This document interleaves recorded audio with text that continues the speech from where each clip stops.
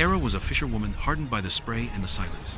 It was on the eve of the great tide, the one night when the fjord swallowed the beach entirely, that she pulled her net and found not cod, but a child.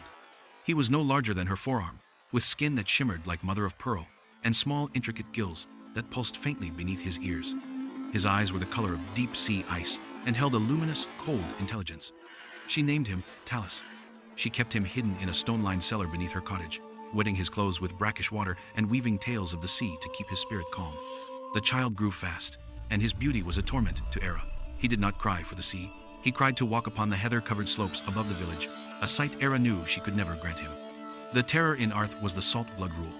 Any child born of the sea, once saved by the kindness of man, must be returned to the deep by their 7th year. To allow them to touch the soil of the mainland beyond that sacred boundary would be to invite the wave swallowing, where the ocean would rise in a single, terrible wall to erase the entire community. The law was older than the standing stones. Talus turned 7 in 1 month. The village elder, Bran, whose eyes were as dry and gray as driftwood, stood before Era one twilight. "The tides are restless, woman," he hissed, his voice like sand on stone. "The sea has a memory, and it waits for its due. Have you forgotten the oath we swore to the deep, or the penalty for a lie?" Era denied nothing, yet confessed nothing. But that night, Talus spoke to her. "Mother," he whispered, his voice like the chimes of distant bells, "I do not belong in the black water. My home is in the mist." The next morning was the child's 7th birthday. The tides were indeed restless. The water in the fjord was lower than anyone had ever seen it, pulling back, coiling its strength. The air was heavy, tasting of copper and dread. This was not the expected great tide. This was the sea preparing to take the land. Era took Talus not to the shore, but to the highest point of the island, the wind-swept boggy land of the silent King's Moor. "They believe the sacrifice must be to the water," she told Talus, holding him close beneath the looming, moss-etched stones. "But the water only takes what the earth releases. The life force that saves the village is not your blood, but the choice to break the cycle." Era pulled a sharp iron sickle from her bag, an element the fairy feared, a tool of the human world.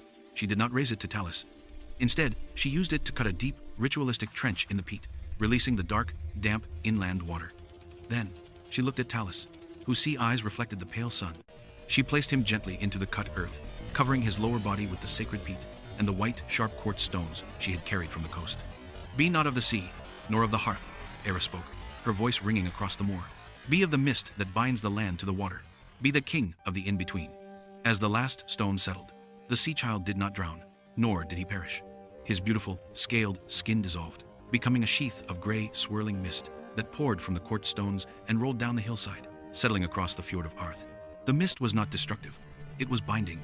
It wrapped the village in an eternal, soft embrace. The tide immediately rushed back, but it stopped exactly at the shoreline, forever honoring the new boundary.